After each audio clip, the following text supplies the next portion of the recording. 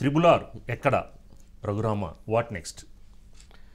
రాజు లేని రాజ్యం లేదు, రాజు లేని కూటమి లేదు, రాజు లేని పోరాటం లేదు, రాజు లేని ప్రభుత్వం రాదు. ఇది ప్రజలు లేక రఘురామకృష్ణంరాజు అభిమానులు లేక వైసీపీ వ్యతిరేకులు లేక తెలుగుదేశం పార్టీ సానుభూతిపరులు, తెలుగుదేశం పార్టీ అభిమానులు, రాష్ట్ర అభిమానులు చెబుతున్నటువంటి అంశం. దీంట్లోనే చెప్పాల్సిందంతా చెప్పాం.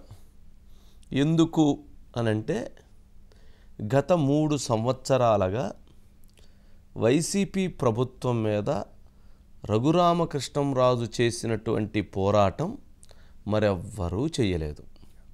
అది వైసీపీ వాళ్ళకి నచ్చకపోవచ్చు, కోపం ఉండొచ్చు.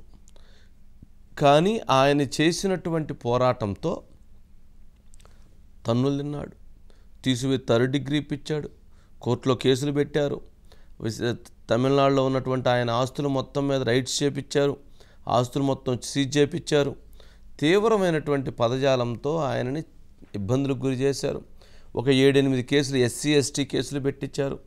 ఆయన గనక ఎప్పుడైనా ఏపీలో అడుగు పెడితే ఆయన అరెస్ట్ చేసి లోపల వేయటానికి, తీవ్ర ఇబ్బందులు చేయటానికి, అసలు ఈ భారతదేశ ప్రజాస్వామ్యంలో ఏ ఎంపీకి జరగనటువంటి అవమానము, ఘోరము, ఆయనకి అన్యాయము ఆయనకి జరిగింది. మరి ఆయన కూడా అదే స్థాయిలో ప్రభుత్వం మీద ప్రజాస్వామ్యంలో హితంగా తన స్థాయిలో తను పోరాటం చేస్తూ, తన స్థాయిలో తను విమర్శలు చేస్తూ, తను రచ్చబండ కార్యక్రమం ద్వారా ముందుకు వెళ్ళారు. మరి అంత పోరాటం చెయ్యటానికి ఈరోజు తెలుగుదేశం పార్టీ ఇంత బలపడటానికి, జనసేన ముందుకు రావటానికి, అలాగే బీజేపీ కలవటానికి, ఈ 3 కలయిక కూటమికి కూడా ఒక ఇంత పర్సంటేజ్ అయినా లేక ఎంత పర్సంటేజ్ అయినా రఘురామకృష్ణంరాజు గారి పాత్ర అందులో ఉంది. అంటే సరే, ఈ పరిణామాలలో రఘురామకృష్ణంరాజు గారు ఇంత యుద్ధం చేస్తే, ఇంత పోరాటం చేస్తే, ఇంత ఫైట్ చేసి నిలబడితే ఆయనకి సీటు ఇవ్వకపోవటం ఏంటి? ఇంత అన్యాయంగా వ్యవహరించారా? ఇది ప్రజల్లో జరుగుతున్న చర్చ. అయితే నర్సాపురం స్థానాన్ని భారతీయ జనతా పార్టీ తీసుకుంది. నర్సాపురం స్థానం నుంచి రఘురామకృష్ణంరాజుకి భారతీయ జనతా పార్టీ సీట్ ఇస్తాము అని చంద్రబాబు నాయుడు గారి దగ్గర, పవన్ కళ్యాణ్ గారి దగ్గర పరోక్షంగా భారతీయ జనతా పార్టీ అంగీకరించినట్లు, అందుకు వీరు కూడా సరేనని చెప్పి ఆయనకు అప్పచెప్పినట్లు. ఆ తదనంతరం జరిగినటువంటి ఇంటర్నల్ వాళ్ళ పాలిటిక్స్లో మొత్తానికి ఆయనకి సీటుని బీజేపీ నిరాకరించింది. సరే, దీనికి రఘురామకృష్ణంరాజు గారు ఏం చెప్పారు? ఇది జగన్మోహన్ రెడ్డి గారు సోము వీర్రాజు ద్వారా ఆడించినటువంటి గేమ్లో నన్ను బలి చేశారు, అంతే తప్ప మరొకటి లేదు. ఒక 3 అడుగులు వెనక్కి తగ్గాను తప్ప నేను ఖచ్చితంగా పోరాటం చేస్తాను, కూటమి గెలుపుకి తీవ్రమైనటువంటి కృషి చేస్తానని చెప్పారంటే అక్కడ కూడా తన హుందాతనాన్ని ఎక్కడ తగ్గించాల. కూటమి విషయంలో రాజు రాజే. అయితే కొన్ని అంశాలను మనం కొన్ని ఆశ్చర్యంగా ఉంటాయి. అసలు రఘురామకృష్ణంరాజు గారికి సీటు ఇవ్వాల్సింది ఎవరండి?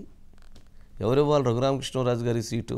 యాక్చువల్గా ఇంతకుముందు వైసీపీ కాబట్టి వైసీపీ నుంచి ఆయన దెబ్బలు తిని బయటకు వచ్చి పోరాడాడు. పోరాటం వల్ల జరిగినటువంటి ఎవరికి ఎక్కువ బెనిఫిట్ జరిగింది? తెలుగుదేశం పార్టీకి. అసలు టికెట్ ఇవ్వాల్సింది ఎవరు ఆయనకి? చంద్రబాబు నాయుడు గారు టికెట్ ఇవ్వాలండి.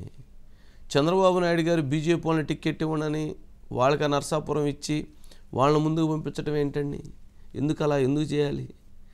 ఆయన పోరాటం వలన అవునన్నా కాదన్నా ఎంతో కొంత టీడీపీకి, తెలుగుదేశం పార్టీకే ప్లస్ అయింది. మరి అలాంటిది తెలుగుదేశం పార్టీ తను ప్లస్ చేసుకొని తను అకామిడేట్ చేయాలి.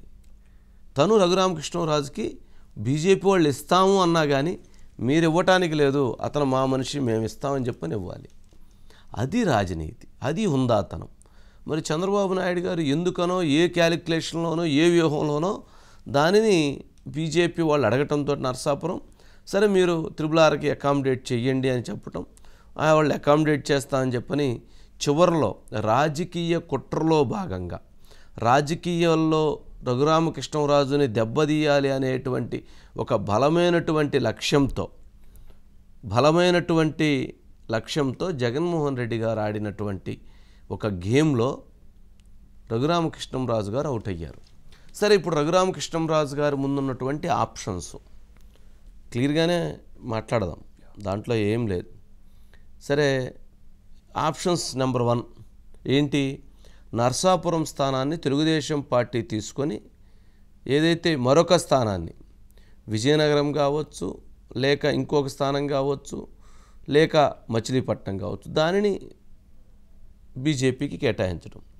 మరి మచిలీపట్నం జనసేనకి అయినప్పుడు నర్సాపురం జనసేన తీసుకొని మచిలీపట్నం బీజేపీకి ఇవ్వచ్చు, లేదు ఏలూరుని చేంజ్ చేసుకోవచ్చు, లేదు ఇంకొక స్థానాన్ని అకామిడేట్ చేసుకొని చేంజ్ చేసుకోవచ్చు. ఏదైనా కానీ నర్సాపురం తనకి ఇవ్వటం అనేటువంటిది ఒక రైట్గా భావిస్తూ ఉన్నారు. మరి చేంజ్ చేసి ఇచ్చే పరిస్థితి ఉందా లేదా? తెలుగుదేశం పార్టీ వాళ్ళు కానీ బీజేపీ ఇచ్చేటువంటి పరిస్థితి లేదు. తెలుగుదేశం ఇవ్వకపోతే పవన్ కళ్యాణ్ గారంటే రఘురామకృష్ణరాజు గారికి అభిమానము, ఆప్యాయత, ఆయన బాగా ఇష్టడుగా ఉంటారు కాబట్టి జనసేన పార్టీ అయినా మచిలీపట్నం బీజేపీకి ఇచ్చి నర్సాపురం జనసేన తీసుకొని రఘురామకృష్ణరాజు గారిని అక్కడి నుంచి అకామిడేట్ చేసి ఇచ్చేసుకోవచ్చు. అసలు లేదు, జనసేన పార్టీకి 3 ఎంపీ స్థానాలు ఇచ్చారు చంద్రబాబు నాయుడు గారు, వాళ్ళ దగ్గర నుంచి ఒకటి బలవంతంగా లాక్కున్నారు బీజేపీ వాళ్ళు. సరేలేండి, మీరు ఎట్లా మేము అడిగిన సీటు మీరు ఇవ్వలేదు కాబట్టి మీరు రఘురామకృష్ణరాజుకి 3వ సీటు మాకు ఇచ్చేసేయండి, నర్సాపురం ఇచ్చేయండి, మేము అక్కడ RRR నిలబెట్టుకుంటాము, మీరు అకామిడేట్ చేయలేదు కాబట్టి అని చెప్పొచ్చు. అక్కడ గెలిచిన ఎంపీ ఈయన భారతీయ జనతా పార్టీ గతంలో నిలబడినటువంటి వర్మ గారు, ఆయన లాస్ట్ టైం అండి శ్రీనివాస్ వర్మ, వారికి 11,677 ఓట్లు వచ్చినాయి. 11,677 ఓట్లు సరే, నాకు వారు ఎవరో తెలియదు, ఆయన కూడా మంచివారని చెప్తున్నారు, ఆయన కూడా కష్టపడి భారతీయ జనతా పార్టీలో సుదీర్ఘంగా ఉండాలని చెప్తున్నారు. మరి అక్కడ ఆ రకంగా అకామిడేట్ చేసుకుంటే జనసేన సీట్ వెనక్కి ఇచ్చేస్తే నరసాపురం ఇచ్చేస్తే అయిపోయింది. ఇది ఒక జరగాల్సినటువంటి ప్రణాళిక నెంబర్ 1. నెంబర్ 2, ఇది కాలేదు. చంద్రబాబు నాయుడు గారు 2 ఆప్షన్స్, ఒకటి విజయనగరం ఎంపీ లేక ఉండి ఎమ్మెల్యే, ఎందుకంటే అక్కడ రాజులు ఎక్కువగా ఉంటారు, క్షత్రియులు, అక్కడ ఆ ప్రాంతంలో ఆయనకు కూడా బలం ఉంది. మరి అప్పుడు రఘురామకృష్ణరాజు గారిని ఎమ్మెల్యే ఉండి వేయించి ఆయన క్యాబినెట్లో తీసుకోవాలి. ప్రభుత్వం వస్తే క్యాబినెట్ మంత్రిగా ఉంటే ఆయన చేతిలో కర్ర ఉంటే ఆయన కూడా తనను ఎవరైతే కర్ర తీసుకొని బాధారో ఈయన కూడా ఆ కర్ర తీసుకొని వాళ్ళ మీద యుద్ధానికి వెళ్ళడానికి పనికొస్తుంది. అలాంటిది ఆప్షన్ నెంబర్ 2.